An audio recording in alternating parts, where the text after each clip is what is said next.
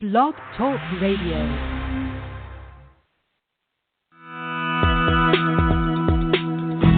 Welcome to Franchise Interviews. For over 6 years, Franchise Interviews has been giving an up-close, behind-the-scenes look at franchising and entrepreneurship. Listen to interviews with franchisors, franchisees, franchise authors, franchise experts, and attorneys. And now, welcome your host, Marty McDermott, and Franchise Interviews. Blog Talk Radio.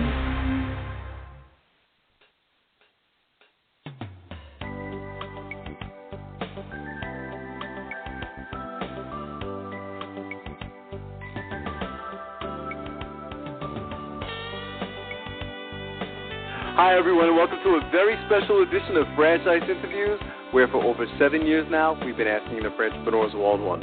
I'm your host, Marty McDermott. I'm the president of Franchise Interviews, and we have a great show today.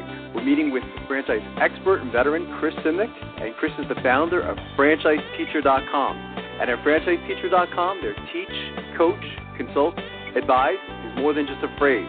It's the heart of their core values. I'm going to talk to Chris about that in just a moment on Franchise Interviews. So stick around because we got a great show.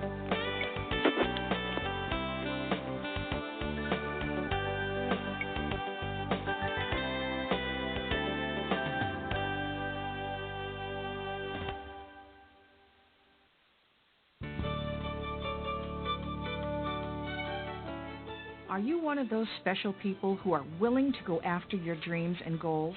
Are you ready to fulfill that dream of owning your own business with the security of a proven brand? The opportunity to take control of your future and own a Rita's Italian Ice franchise is within your reach. Rita's is seeking success-oriented individuals who are ready to make a change in their life, and Rita's offers unparalleled training and support to assure your success. And did you know the frozen treat industry is a recession-proof industry, and there are Rita's in 23 states currently with 540 stores open. Rita's Italian Ice has been around for 25 years and is listed as a top-performing franchise by the Wall Street Journal. Now here's the really good part. Rita's Italian Ice is a unique and amazing taste treat. It's smoother than a snow cone, and it combines ice with real fresh fruit.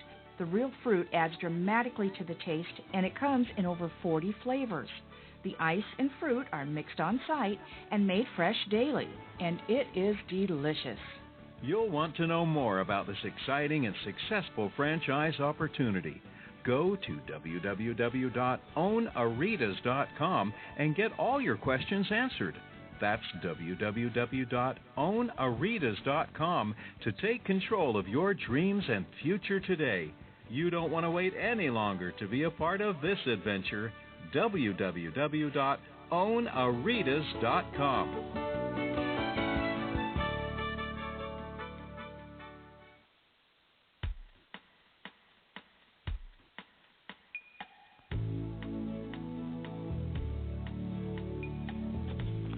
Hi everyone, and welcome back to a very special edition of Franchise Interviews, where for over 7 years now, we've been asking the entrepreneurs one-on-one. I'm your host, Marty McDermott. I'm the president of Franchise Interviews, and as we were saying earlier, we have a great show today. We're meeting with franchise expert and veteran Chris Simnick, and Chris is the founder of franchiseteacher.com. Hey Chris, how you doing? Welcome to the show. Good day, Marty. Good to talk to you again. Oh, thanks so much, Chris. We always like to ask our guests, where are you calling from this morning, Chris? West Palm Beach, Florida. Oh, fantastic. How's the weather down there today, Chris? Well, typical summer. We have our sunny mornings and cloudy, rainy afternoons. But that's okay. It's always nice and fun. That's fantastic. I don't want to make you feel old, but, you've been in franchising a long time now, and, we always like to have, guests like yourself on the show, Chris, because when we started this show, it's almost 8 years now, our mission was kind of similar to, I don't want to say franchise teacher, but we wanted to educate our listeners. And when I caught the name franchiseteacher.com, and then I saw your name, I said, wow, we have to have you on the show. Maybe you can talk, to our guests a little bit about, how you got involved in franchising. Sure, Marty. Well, actually, this starts my 35th year in franchising. Wow, that's amazing. However, I did start very young, in my teens. The age and the years don't quite add up. Actually, It was almost by accident. I had owned a small basement print operation and had seen some opportunities to buy franchising in the printing field and began to investigate it. And candidly, a couple of years later, I wound up working for, at the time, what would be one of the largest printing franchises in the world, and grew my career there for almost 24 years in the 5 different brands that they developed. And I've been very fortunate to be on the franchisee side, the franchisor side, and now the independent owner-operator side. Yeah, and I think that's great too, Chris, because I find again, in doing the show a long time, sometimes it's hard to find people who have been on both sides of the fence, you know what I mean? And so you can have that empathy for the franchisee, and you of course understand the franchisor, and I think all of that is just so important. Because you've been in franchising such a long time now, what do you like most about franchising, Chris? Well, Marty, actually, it's a passion of mine, quite obviously, franchise teacher. And the idea behind it is that franchising provides individuals an opportunity to reach a goal or a dream of business ownership. But I use the phrase that people looking at franchising tend to be more intrapreneur, meaning they don't need to reinvent the wheel. Yeah. And so helping people find and achieve those goals of business ownership, both helping visionaries start the franchise system and then grow the system. It's just been a passion for all these years. Yeah, and I'm sure you've seen a lot of results over those, 30, 35 years, Chris, and all the conversations that you've had, and, all the shows and symposiums you've attended. I guess it must be inspirational for you, too, as well. It is absolutely.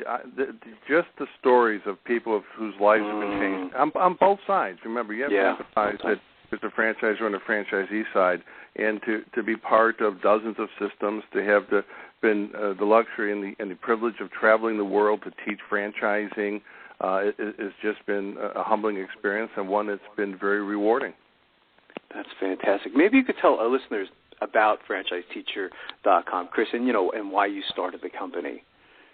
Well, franchiseteacher.com is really part of my parent company, essentially Franchise Group Network. And what we found is there's a lot of confusion. People don't know what they don't know.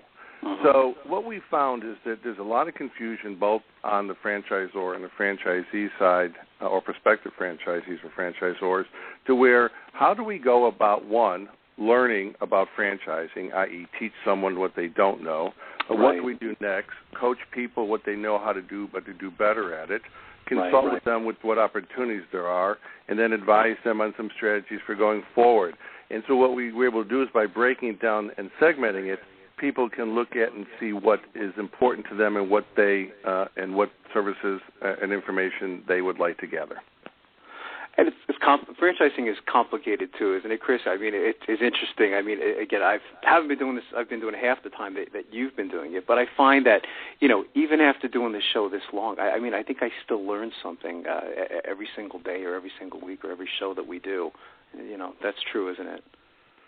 Oh, absolutely. There's not a day that goes by that, and I truly mean this, is that there's not a day that doesn't go by that you pick up something that you yourself, I'm speaking of, did not know beforehand. And so the opportunities, and franchising is ever evolving. The franchising business today is not what it was 30 years ago, and with the thousands of opportunities, it's very difficult to sort through all those different opportunities. Yeah, I mean, and it must be interesting for you, Chris, because, you've been doing this a long time. I mean, you remember, franchising, from 30 years ago. But, and that was going to be one of my questions is, what is it like today compared to, back then? I mean, is it the more opportunities? Is it the way that people search for the Internet for franchising? It's interesting. It's the fundamentals of franchising, as we all know, both know, it's been around from the 1800s, back to the Singer days. But the evolution, I would say that the two things that probably changed the most. One is the sheer number of concepts and ideas that are franchisable, and then the consumer, thank goodness, is much more intelligent in terms of their ability to access information. To sort through the information of the different concepts and different opportunities, and then how people access that information even in the last 10, 15 years, has just exploded in ways to do it.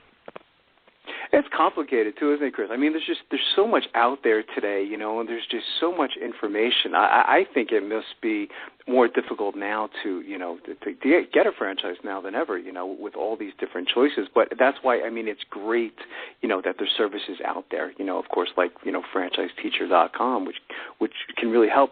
Maybe you can talk about, you know, some of your clients that you've worked with. Oh, absolutely. We specialize in multiple areas, but one of my biggest passions is taking someone with a concept and then developing that concept first to make sure it is franchisable. Because you have a good idea, I tell people that we use the ability factors. You know, take a word, add the word able after it, financeable, expandable, transferable. The more yeses, the more franchisable it is.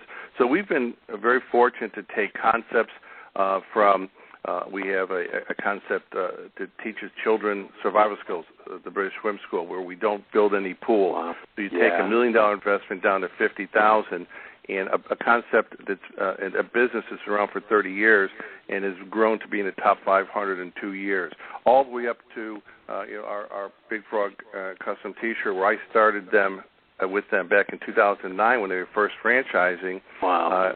And then now we re-engage with them after a period to take them to the next level, all the way up to, which is a $100,000 investment, all the way up to the $1 million child daycare investment and everything in between. So there is a great variety of opportunities and franchises in different fields, you know, the 70 different industries.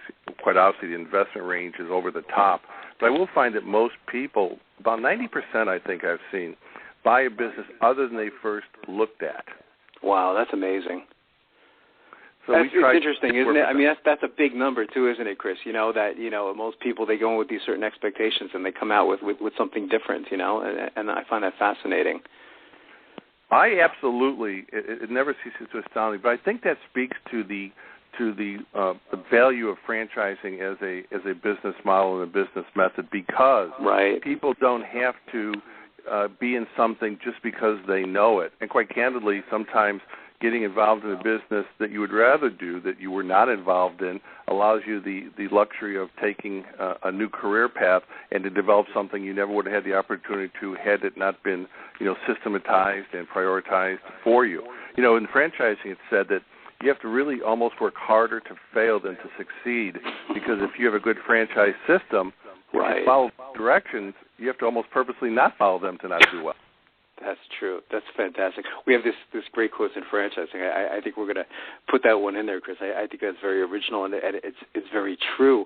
What advice would you give to our listeners? We find that most of them, they're just beginning their search to buy a franchise, Chris, and we find that, most of them just simply, they don't even know where to begin, like you were saying. What advice would you give to them? I do, when I speak to people looking at franchise, I give them three different pieces of advice. One, make sure you're looking for a business for the right reason.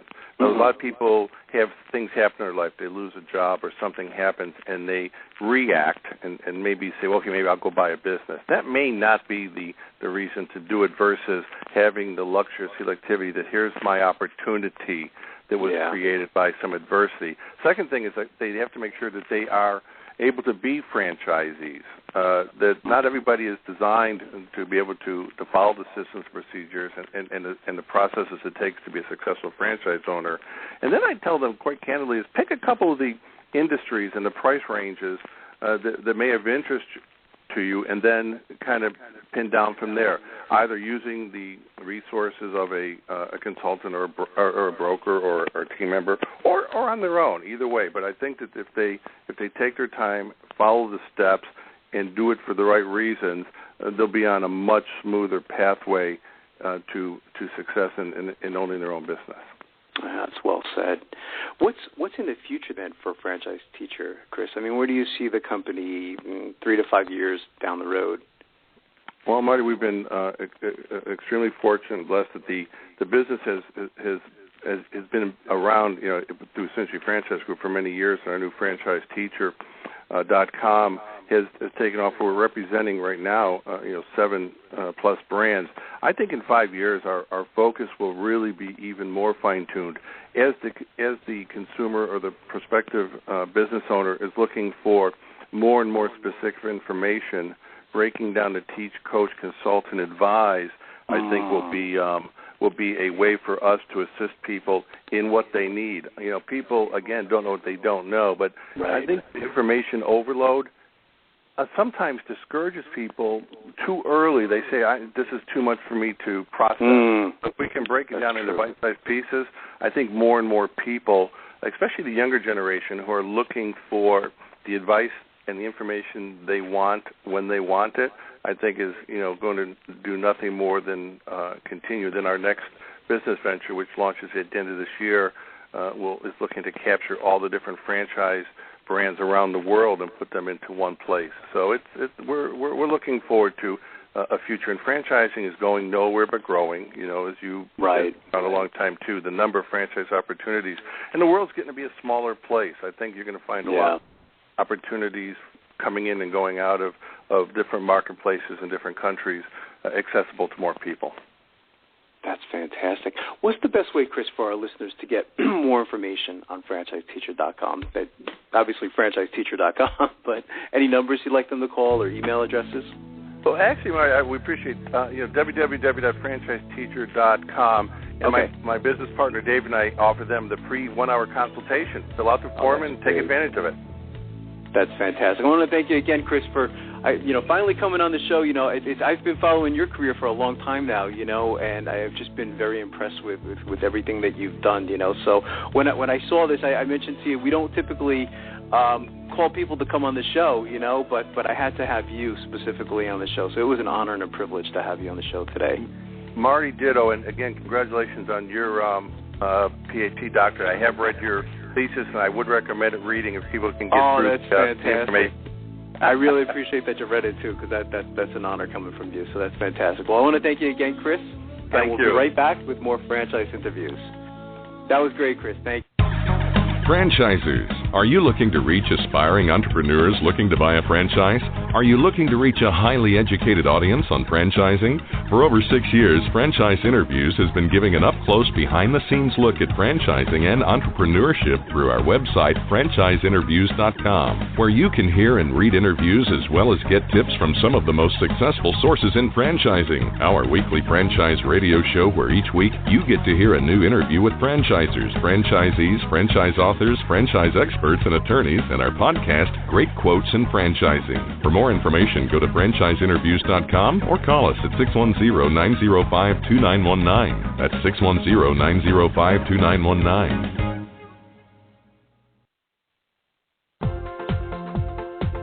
Need a business loan?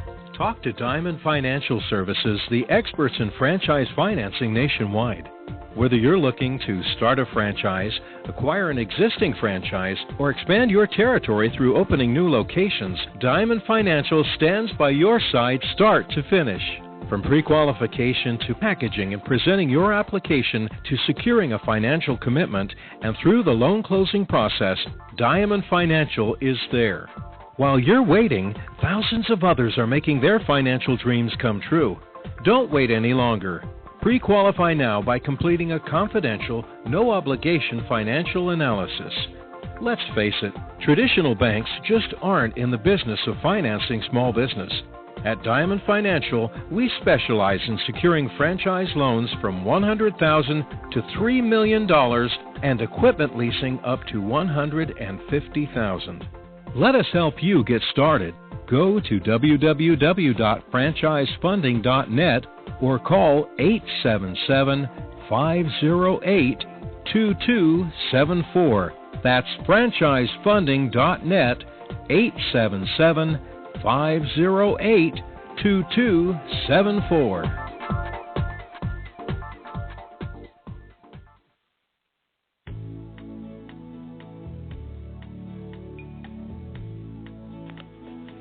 Hi, everyone, and welcome back to a very special edition of Franchise Interviews. Well, I wanted to thank Chris Simnick of franchiseteacher.com for coming on the show today. I thought that was a great interview. And Chris mentioned some of the clients that Franchise Teacher works with, and we've had several of them on the show over the last couple of years, so we thought it would be fun to play some of those interviews. So in part 2 of today's show and part 3, the first one you're going to hear is with British Swim School, and the interview again was from a couple years ago with Rita Goldberg, the founder of British Swim School, and she was a wonderful guest. The show following that in segment 3 is with J-Dog Junk Removal, and J-Dog Junk Removal is a full-service junk removal company that removes almost anything. They offer removal services for your home or your business, and when you listen to this show, you're going to find out what makes this franchise truly unique. So enjoy these shows. Here we go. Hey, Marty, I'm doing great, thank you. We're down in Florida. Oh, that's fantastic. That's fantastic. We're so excited to have you on the show. We have a 4-year-old son, and the show is very timely because we're getting ready to send him to swim school. And I was looking at the statistics and things like that, and this is a very important concept, which we're going to talk about. So, first off, where are you calling from this morning, Rita? My corporate office is in Florida, so you can imagine. Yes, we have great weather year round, and unfortunately, the biggest drowning statistics in the country. So, of course, it's a dual-edged sword. Of course, yeah. So how did you get involved in this whole concept? I know you have an amazing background. I mean, what were you doing before, I guess you could say, starting at British Swim School? Oh, I worked in the education department of a sports department in the inner city part of Manchester in England. And having a swim background, I was always involved in that swim department. Went along one day to look at a guy who I'd heard was giving swimming lessons privately in his sort of a pool attached to his house, and it's actually in his garage. And my light switch went on. I thought, this is what I want to do.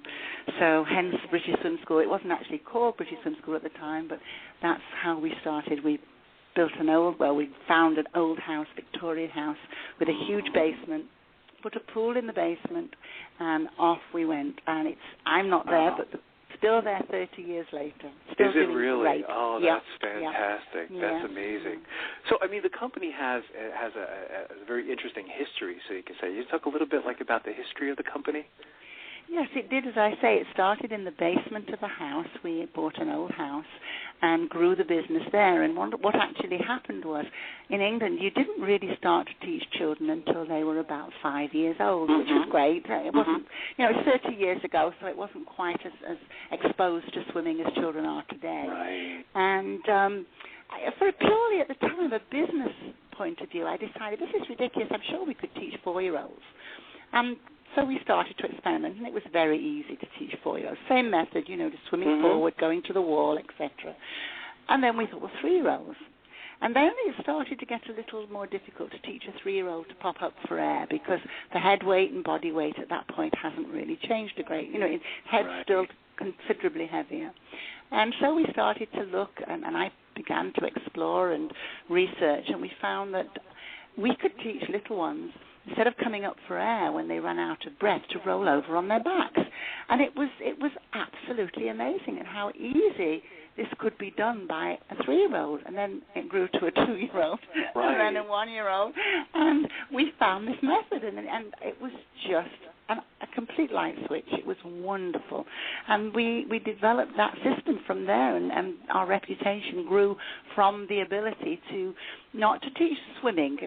Swimming is a very sort of wide name, but to teach survival skills. And once you've done that, swimming becomes very, very much easier and can be learnt at a much younger age. And that was how we started the business. And then I came to America and decided I wanted to stay and opened my first swim school in a fitness center. And it just grew from there. I now have, we have 17 locations. Wow, and 17 locations. all doing really the same methods. And it's the beauty of the method, plus the training, and plus the professionalism that we bring to the industry that's actually made the business grow. And we went into franchising not that long ago, and things are really catching everybody's excitement. It's we're feeling very fortunate. It seems like franchising is very appropriate for this type of model, Rita, because, again, as you said, it sounds like it could easily be duplicated, whether it's in Florida or, California or really any part of the world, if you think about it, So it just seems like franchising is a very good fit for this type of business model. It is an absolutely perfect fit, and especially the way we're doing it.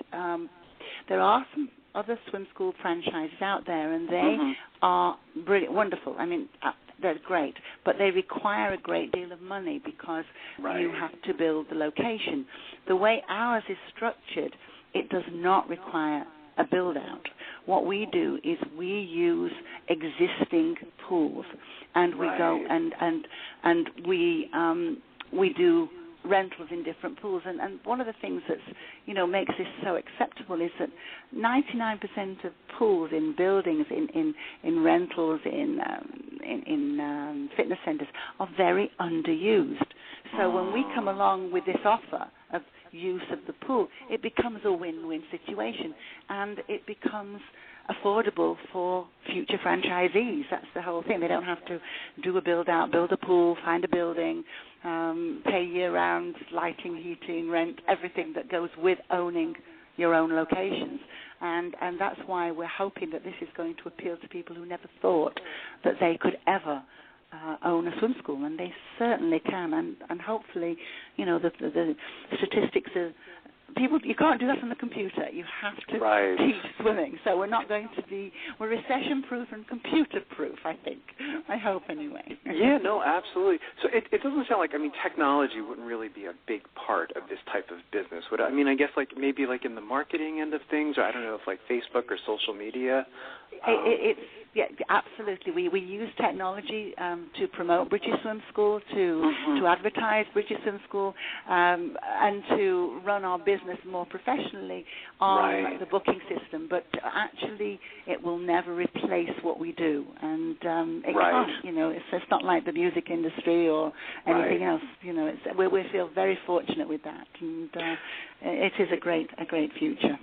Absolutely. There were some alarming statistics, too. I saw, Rita, this morning when my wife and I were on the website. We saw, I guess, as far as childhood death goes, I don't know if it was the number one cause of, was it children under 5 or something like that? Yes, it is. In certain states it is, and then it very rarely in any state drops below the number 2. Florida is the number 1, accidental cause. I think in the hot climates it is. In the cooler climates, it's still hugely high. Up there.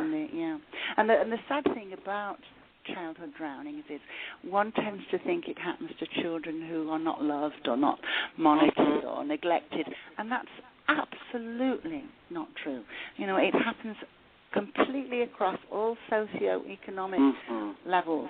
People who adore their children, people who've got 1 child or got 5 children. It just is horrendously accidental. It is a true accident. But it's one that could be avoided by preempting it rather. A car accident you can't preempt. You just learn to drive properly. But it can still happen. It's somebody else's fault. With swimming, if you have gone along and done the training for your little one to give that child an absolute 99.9% chance by the training that you do, you can avoid it. It can be avoided. Not the accident, but the tragic results of the accident is what you hope to avoid by teaching survival skills in water. It's not.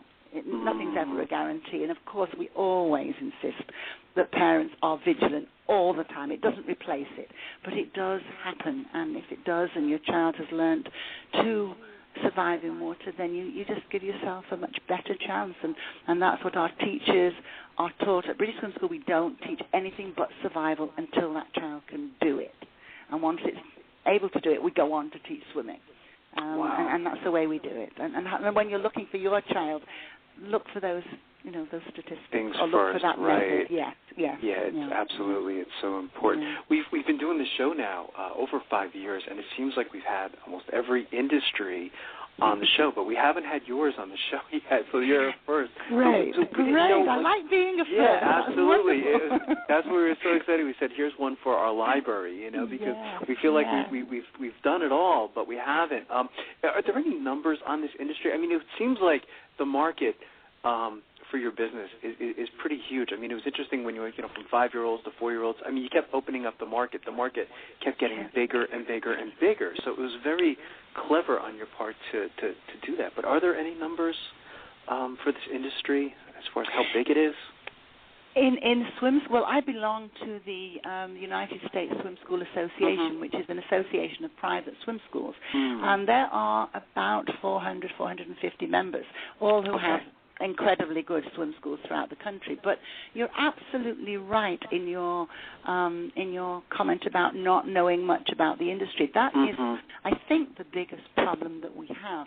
Yes, yeah. For over the generations, when people teach children to swim, their first thoughts are the Red Cross and the Y. And it seems to have been a monopoly of, not that they've monopolized, but the thought process has been that that's the place. Yeah. Right. And whilst I have absolute admiration for those organizations, there are now growing alternatives who do different things in different ways, and that's good for the industry as a whole.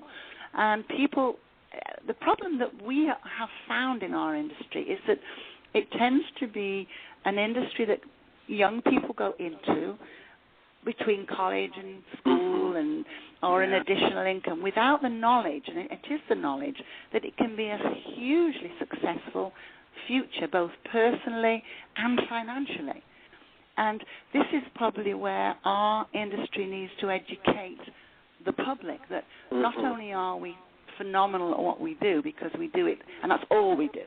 We don't have other things.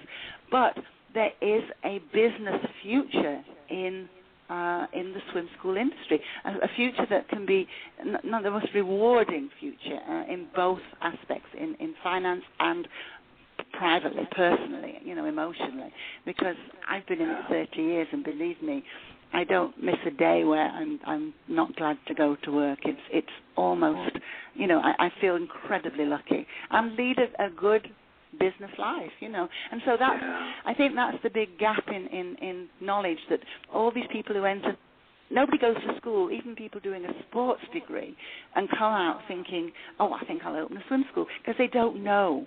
And that's what we're trying to educate people on, that there is a phenomenal business adventure there for. And I said adventure on, deliberately as well. Right. As absolutely. Yeah. I think it's well said. It really does seem like a feel-good type of business, absolutely. Where your Mondays are probably just as exciting as your Fridays and Saturdays and all that other stuff, So I think it's fantastic. So what's been the most interesting thing that's happened to you? You've been doing this a long time now, and it's all to narrow it down to one thing. Oh, my goodness. That's so hard. Is there anything that stands out? There is, actually, but it's a byproduct. I was approached by one of the top families in Trinidad a few years ago. They have an autistic child, very severely autistic. And she wanted me to come over to the island. They wanted to fly a friend of mine who was a speech therapist and myself over to the island for 2 weeks to work with children who have severe difficulties. And we did that, I think, 3 times over a period of 2 years. And that was wonderful, but the end result of that was about a year after I had finished with that, I get a call. We stayed in touch, of course, but one of the things, she got on the phone to me one day and she said, I cannot tell you, I believe that teaching Rebecca to swim has prolonged her life by many years. This was a child who was severely autistic, who was almost immobile. She couldn't run, she couldn't jump, she couldn't take part in any physical exercise, but she adored swimming once she could swim.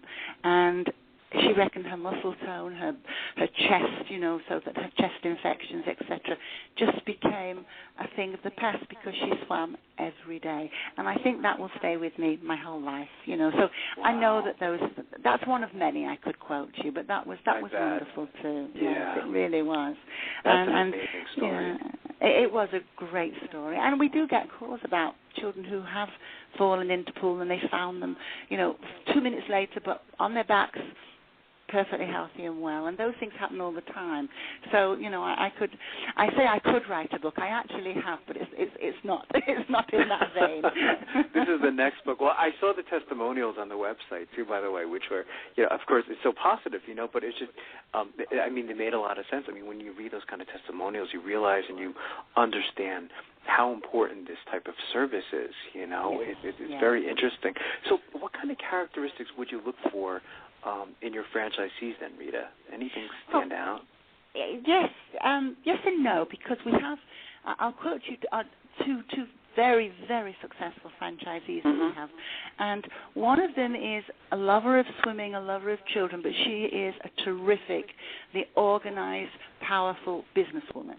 And she has grown from one location to 5, and each one of them is doing incredibly well.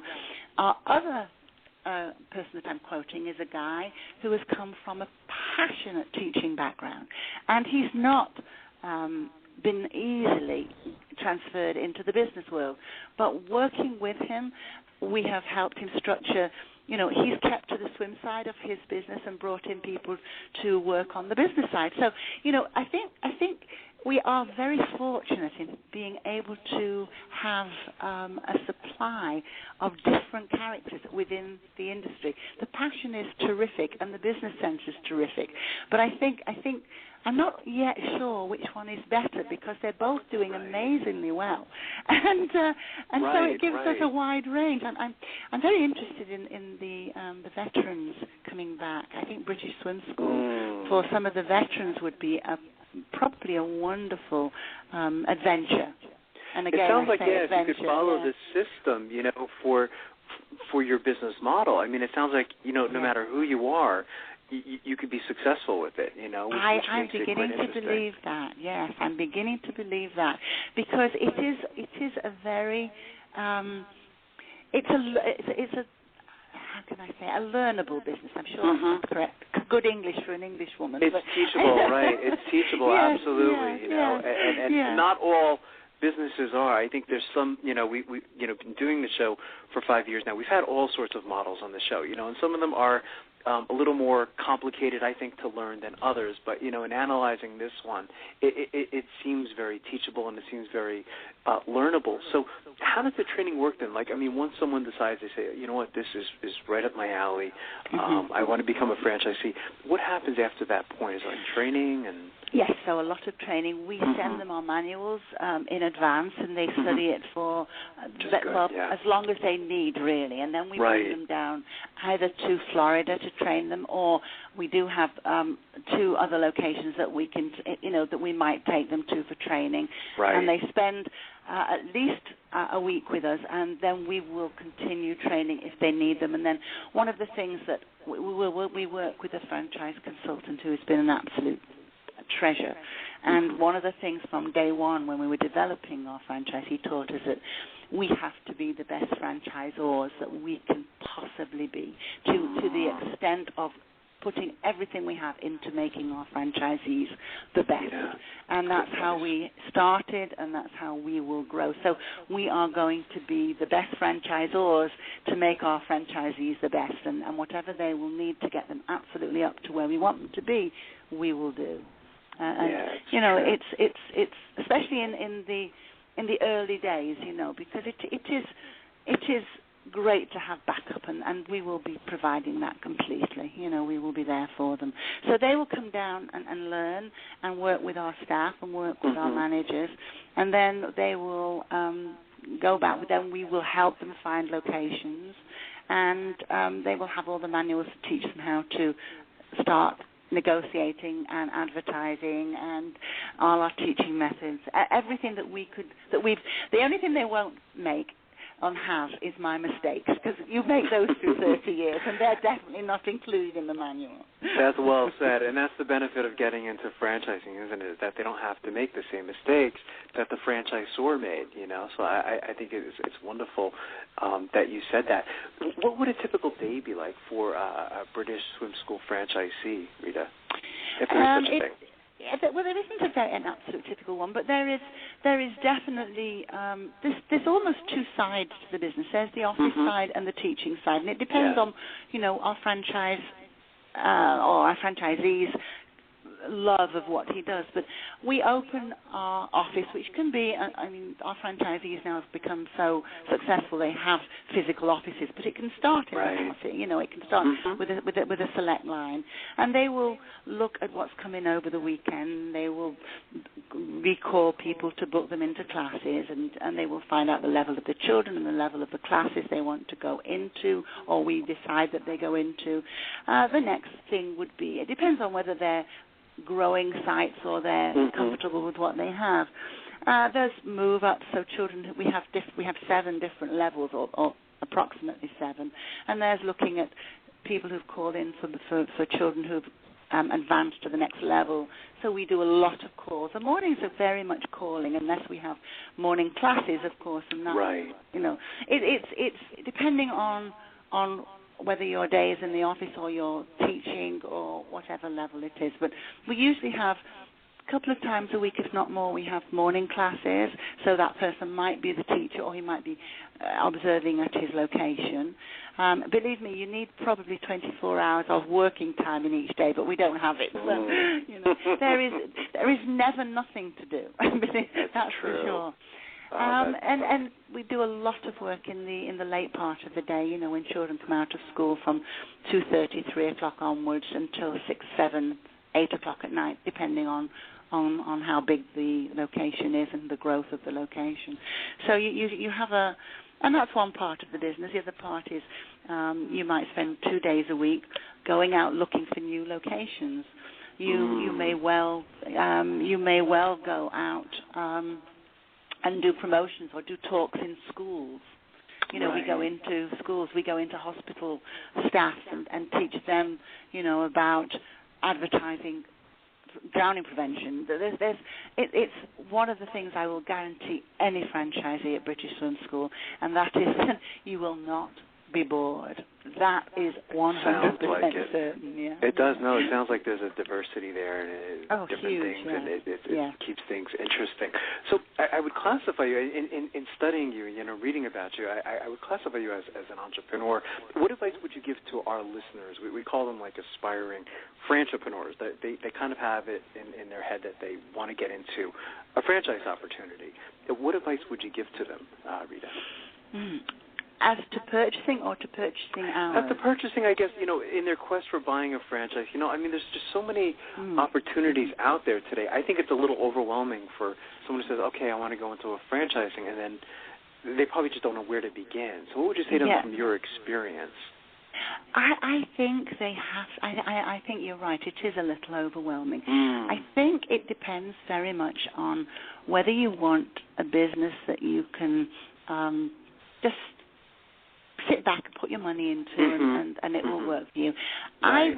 I would think most entrepreneurs are people who want to be passionate. They want to have something of their own. They're obviously looking to own their own business. So I would say to most franchisees, future franchisees, look for something that you can get passionate about. If you've been a cook, obviously the food industry is for you. If you've been involved with children, that's where you want to go. And I'm firmly of the belief that if you've got a good system and a good connection with a good system, for example, if you're looking for a children's franchise and that's your passion, coming in with British Swim School would give you that excitement, and I believe that I know my business is successful because I'm always excited about it. So I do believe, obviously you have to look at the people that you're you're getting into bed with, basically. Right, of course. And make sure that they're people that you admire and that people that you think are going to support you. Obviously don't stretch yourself financially too far, because I think that's scary for any franchisee. Yeah. I think you have to have a lot of energy, a lot of vision.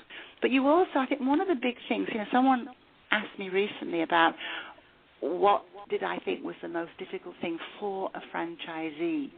And it was a great question. And it is a great question, my answer was, you have to know that your dreams are absolutely there for you, but you also have to know that you have to follow the system. Yes. And if you're the kind of person who bucks the system, maybe franchising isn't for you. But if you realize that the system that's being developed is for you, but it is the best that there is, because that person who's developed it has made all the mistakes that you're not going to make because you've purchased it. I think with that at the back of your mind and the energy and the dreams, you can't go wrong. I don't believe you can. So but passion is, to me, it's very important. I know that there's other reasons for buying franchises, and maybe I'll come to accept that later on in my career. But to me, passion is if you've got the passion, you'll find the business head. I agree with you, and I think that's where you get that energy from too. Sometimes, what I mean, that you're talking about is when you have that passion, you're excited to go to work in the morning. And there's a lot of people out there that just don't have that. So I think your response is fantastic. So what are your plans for the future? I mean, how big do you guys see yourselves in maybe like 5 years down the road? I'm trying not to dream because, just to plan. We'd like to have. We do know that, one, British Swim School is affordable. Two, it's a good system. It's three, you will have amazing support. So. And I've also got this feedback from people who've been in franchising, different consultants, that when we approach them, they think we're a little crazy. What I don't know what you're talking about. How can you have a... But once they listen to us, everything changes. So if we can light their fire, I can't truthfully believe that we can't light a lot of fires. And True. I don't think the majority of places in this country have private swim schools. I think there are plenty of us, but this is a vast country, and I think we could grow enormously if we can light the fire in people who might want to go along this route. And I don't know, I'm not giving myself numbers. I'd like to be a really good franchise, and people to admire us and say, you do a really good job, and your franchisees are doing fantastically well in the business world as well as in the personal satisfaction world. But I can't shoot numbers at you because I really don't know. I would like to think we were endless, and we're not confined to America. I mean, really and truly, this can go anywhere. It's true. It really is universal. I mean, it can apply to Australia, the UK, South America, anywhere in the world. It really is, and that's why it's a very difficult question. Not to put you on the spot, but it could be one of those opportunities where there's tens of thousands of them. Quite frankly, so it is interesting. Correct. All you need is water. Warm water. That's true. All you need is water. That's so true. So what's the best way for our listeners to get more information on becoming a franchisee and all the services that you guys provide, Rita? Is there any websites they should go to? Yes, they should just. Well, the best website of all is our own. It will set them on the path, and we will. I mean, we will respond to anything at all that comes in. So do not hesitate.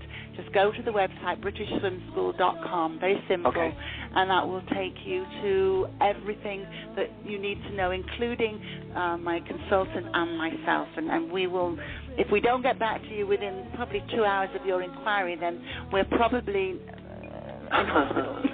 Exactly. That's fantastic. Well, it was wonderful to finally get a chance to speak to you, Rita. I've been studying your franchise for some time now, so it's finally great to have you on the show and get to talk to you, and we're going to be watching you, and we'd love to have you guys come back maybe at the end of the year and watch your progression. That would be great, and get your little one into a really good program. Will do, absolutely. It was great to talk to you, Rita. And you, Marty. Thank you very much. Thank you so much. You have a great day today. And we'll be right back with more franchise interviews.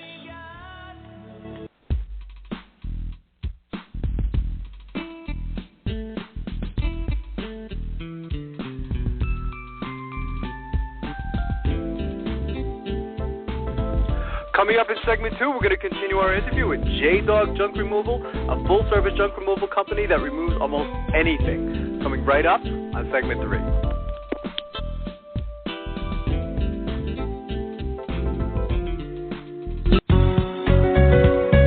you looking for a franchise that delivers? Businesses will always need shipping, and for more than 25 years, loyal customers have depended on Unishippers for reliable savings and exceptional customer service. Unishippers is focused on just one thing: helping small and medium-sized businesses save time and money on all their shipping needs. And as the largest reseller of complete shipping services in the country, we have the buying power to ensure that we succeed. The Unishippers franchise offers low startup costs, no equipment or real estate required because they're not retail, residual income, and a quality of life and work-life balance. For more information on becoming a Unishippers franchisee, go to www.unishippers.com and click Franchise Opportunities, or call Franchise Development at 801-708-5822. That's 801-708-5822.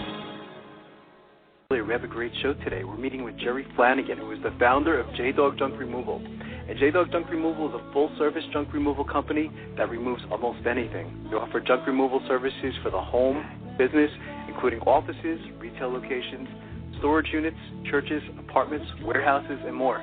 Hey, Jerry, how you doing? Welcome to the show. I'm doing great. Thank you. Yeah, thanks for coming on the show, Jerry. You know, I read about you guys a while ago, and so I've been wanting to have you on the show. So it's a privilege to finally have the chance to get to speak to you. We always like to ask our guests where you're calling from this morning.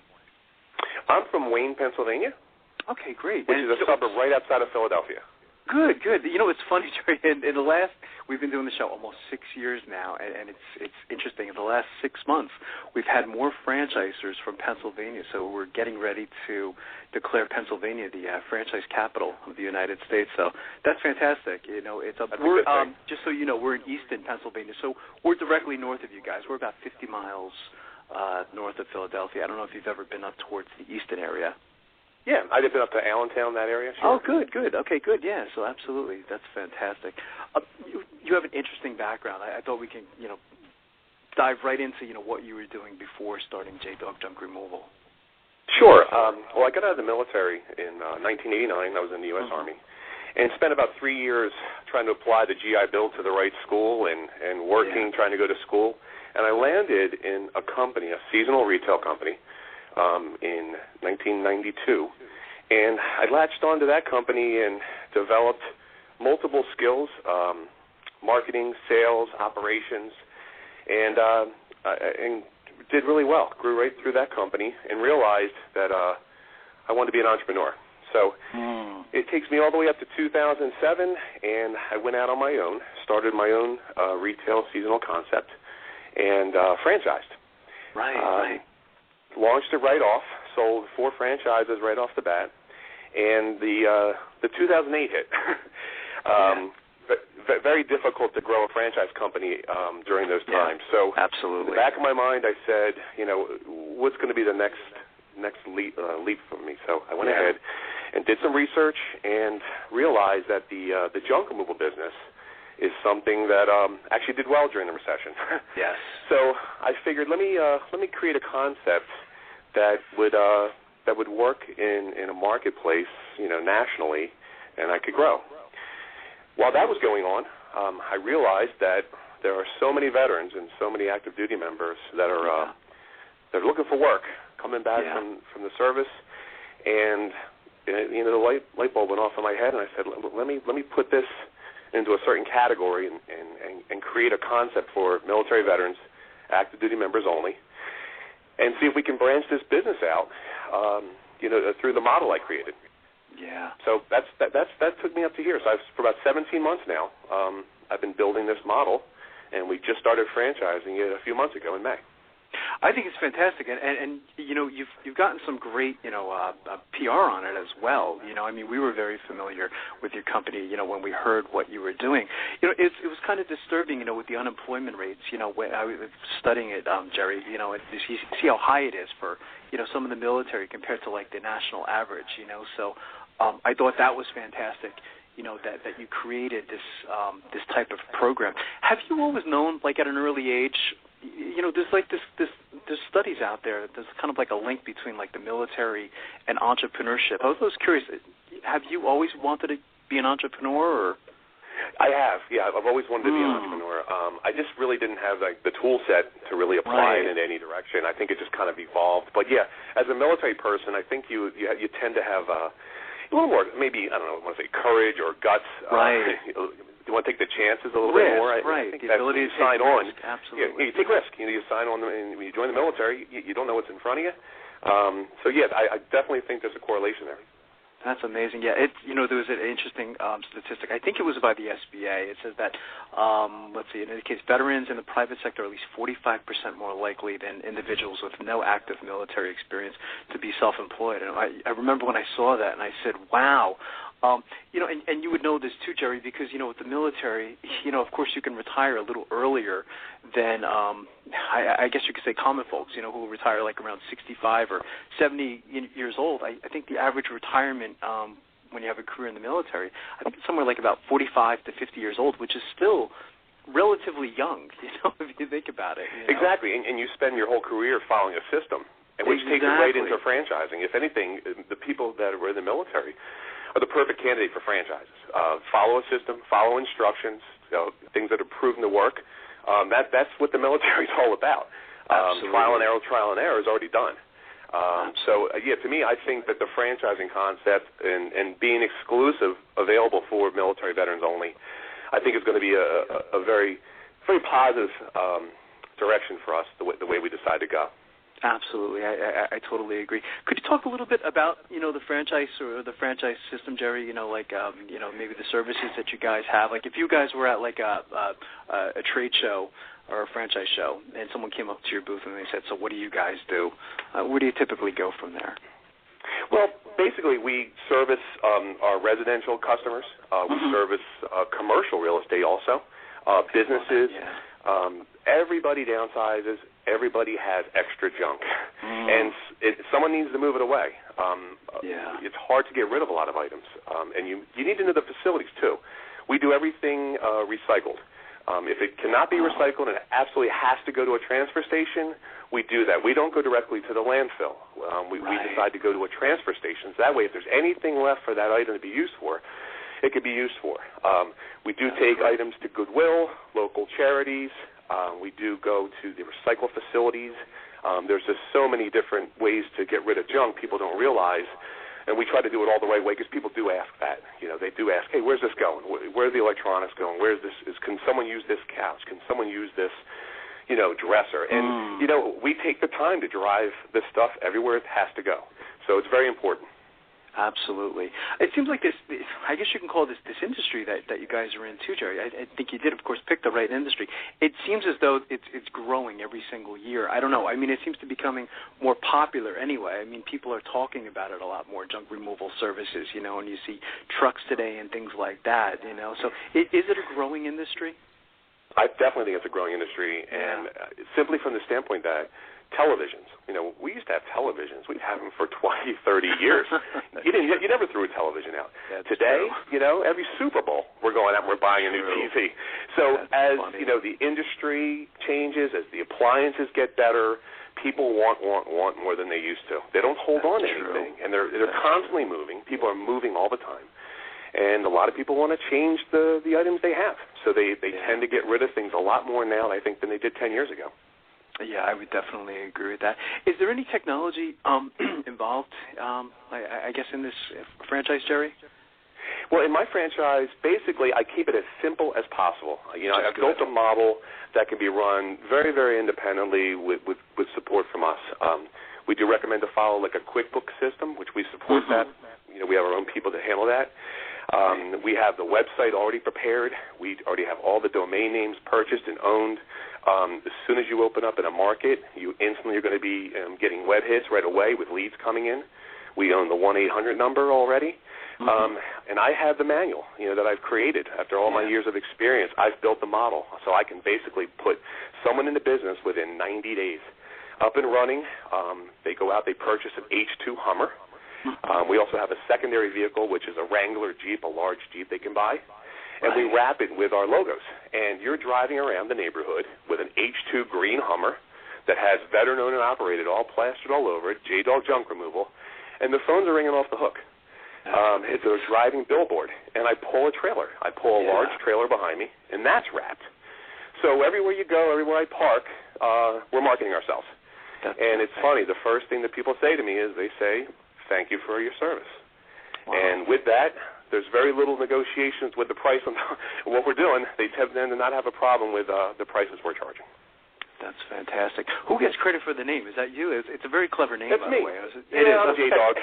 It's my nickname, clever, and I went ahead and it's a great name for a franchise. Yeah, it has a nice ring to it, you know. It's simple, you know. It's simple. It's J-Dog Junk Removal. You know, it's got a ring to it. People see me in the supermarkets locally that I've done work for, and they go, hey, there's J-Dog, you know. Yeah. So what I like primarily about the business model itself, it kind of brings you back to the old school, like the old hardware store, the old barber shop in the area. When you're a junk removal person in your community, first of all, they're going to recognize you because of your veteran status. Once they've seen you and they met you and they see the green Hummer, they call you back. You know, they're going to. You have a junk removal guy in the neighborhood. He's a veteran. He's a local hero, so to speak. You have an instant credibility in your own little market. That's why I feel these going up. You know, all around the country.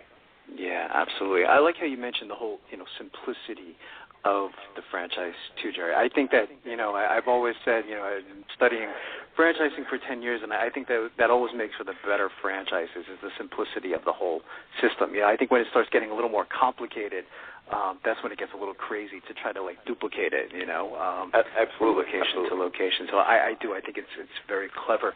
So I kind of know what types of characteristics I suspect you're looking for in your franchisees. I guess, of course, having that military background helps. Is there anything else that you look for, I guess, or will be looking for in your franchisees, Jerry? Yeah, definitely a strong work ethic, someone that believes in what they're doing every day, positive attitude, customer service. You want to be able to shake everybody's hand. They want to welcome you into their home.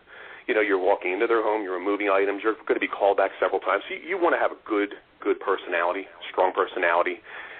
You want to be confident, in what you're doing every day, and you want to be able to get up in the morning, and get moving. Basically. Absolutely, yeah, absolutely. What's the training like once someone decides that they want to become a franchisee? Yeah, what we do is we bring them down into our facility. We spend a full day going through all the basic operations. We have a whole training seminar plan put together, and then we also going to go out to their site and get in the truck with them. I'm going to be in the truck with them personally, showing them how to do it, shaking the hands of the customers, and we're going to do a lot of that one-on-one training. Yeah, which is important, and that's, it's the advantage, I think, too, of, I'm not saying going with a smaller franchise system, but, there's a funny joke that, it's like when you become a franchisee, not to pick on, Subway, which is, very successful, 37,000 units, but I think you're sometimes classified as, franchisee number 10,907 or something like that. And you say, who the heck wants to be known as that?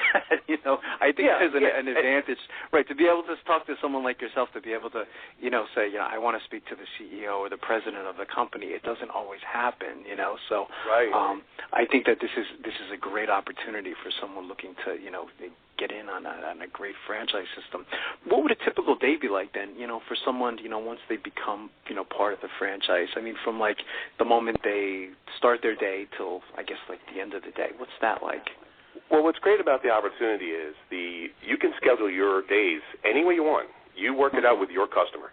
I typically have an early morning where I have an exercise routine. I do all the hauling myself. As an owner-operator, you don't have to do all the hauling. You can hire, some people to do the hauling for you as long as you're the owner-operator of the franchise. So you don't have to be a super strong person to own this business, to manage it. I happen to like to do the labor. So I typically stay in shape. I go out to a customer's home. They show me the junk they have. We discuss it on the phone prior. I give them an estimate over the phone so they have at least a ballpark of what we're dealing with. So basically, just on experience, you have an idea of what to tell the customers. If you want to go out to the home ahead of time, you can, just to make sure if they say, I've got this super huge refrigerator, it may be tough to get out. You may want to swing by just ahead of time, take a look at it, walk around with the customer, meet them, so you just don't run into any major problems. But typically, I'd say 9 out of 10 times it's not a problem. You show right up with the trailer. You haul the junk out, have good conversation. You've met a new person in the neighborhood. They take your cards. They refer you. You go out. There's days where you have 2 or 3 jobs. There's days where you'll have 6 or 7. At the end, you take the items that you pick up and you section it out on the trailer. And you, depending on what your next jobs are, you can fit more than one load on a truck. You would take those items to the prospective facilities. So that's how you basically spend your day: loading, driving, dropping. It seems like a nice transition too. When I was studying you guys too, Jerry. For someone going from the military to this type of franchise, where I think a lot of people might want to stay physically active. You know what I mean? Which I guess you were, in the military. Using your body and things like that instead of sitting behind a desk. Absolutely. And what I love about it is, I'm spending most of my time in the truck, in my Hummer, driving around, marketing, of course, as I'm going from home to home, listening to sports radio. So there's an advantage of not having to go right into the workforce coming out of the military, stressed out at an office job or a quota at the retail store or mega hours. This is a situation where, you know what, if I want to put some extra hours in this week, let me work on Saturday and Sunday and make some extra money. Let me get out there and hand up some more flyers. Let me do this, let me do that. You can basically drive the ship on your sales, with our support. And what our system allows you to do is when we charge the royalty, we only charge for the trailer per month. We don't charge a percentage. So the franchisees will keep the extra money they bring in. I'm only getting a flat royalty monthly. So you can say, wow, I'm not sharing in the millions and millions of potential dollars that are out there. If they're going to do all those numbers, then they can. If they work hard, they keep that extra money. I get a flat fee. That's fantastic. Yeah, I think that's a great model. But what advice would you give to? I guess we call them. You've probably heard the term before, like veterpreneurs. Looking to buy a franchise, Jerry. When I was at the show in New York at the Jacob Javits Center, there was a lot of talk, about the veterans going into franchising, which is fantastic. What advice would you give to them as far as their quest for buying a franchise? Because there's so much out there today. When I took my wife, this was the first time she went to a franchise show. She was overwhelmed. She couldn't believe how many concepts and how many people were there. And she says, how do you choose? So what would you say to them in their quest to buy a franchise? I'd say the best way to choose it, you have to picture yourself doing this every day. Yeah. Do I want to wake up every day and make a pizza? Do I want to wake up every day and cut grass? This is your life. I think we forget, we need to spend the majority of our lives doing what we do for a living. Right. So, if you have an opportunity to invest in a franchise, you want to do what you love to do, number one. Number two, try to minimize your risk on the amount you're investing.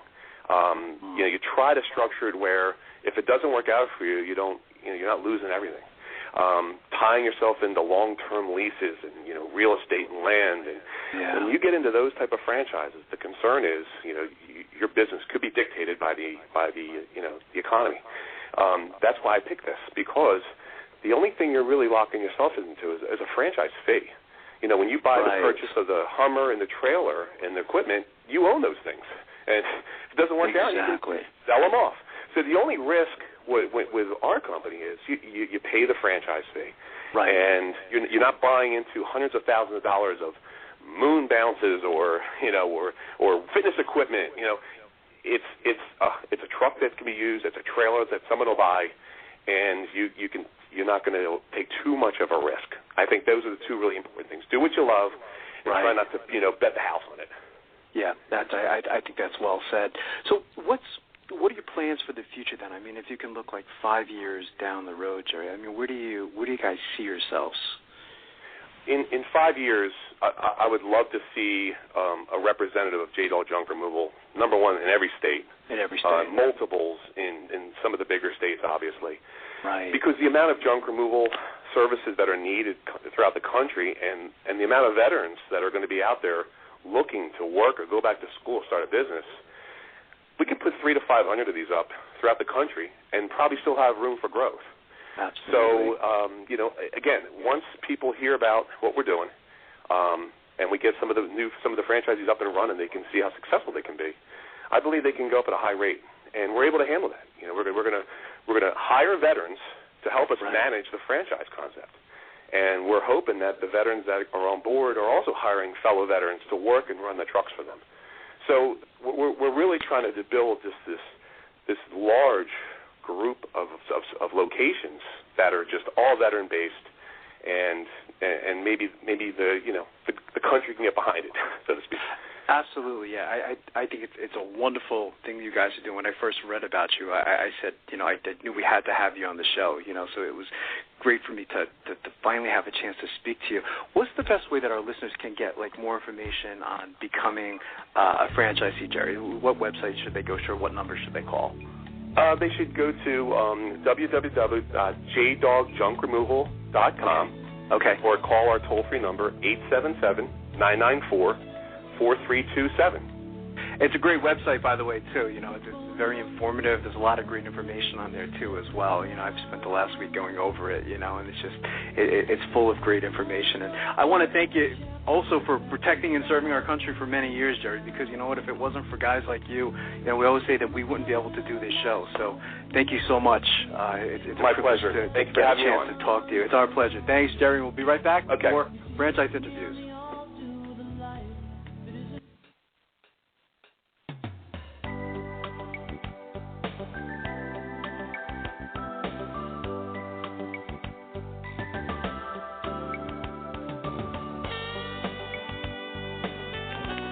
Thank you, everyone, for listening, and we'll see you next week with another edition of Franchise Interviews. Take care, everyone.